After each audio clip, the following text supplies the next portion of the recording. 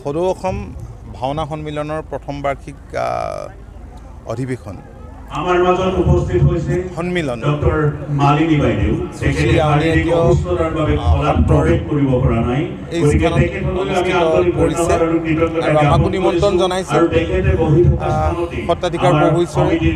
আহিও ভাল লাগিল সম্বৰ্ধনা জ্ঞাপন কৰিবৰ কাৰণে আমি বিনম্ৰতাৰে সৈতে অনুৰোধ জনাইছো বিধানসভা সমষ্টিৰ বিধায়কগৰাকীও আছে ব্যক্তিসকল আছে কেইবাগৰাকীও সত্ৰাধিকাৰ প্ৰভু ঈশ্বৰ আছে সকলোৱে আজি ইয়াত অংশ কৰি পাই মই অত্যন্ত আনন্দিত হৈছোঁ মহাপুৰুষ সৃষ্ট ভাওনা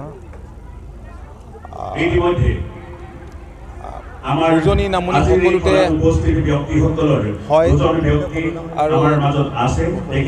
মই ভাবোঁ যে বৰ্তমান সময়ত নতুন প্ৰজন্মই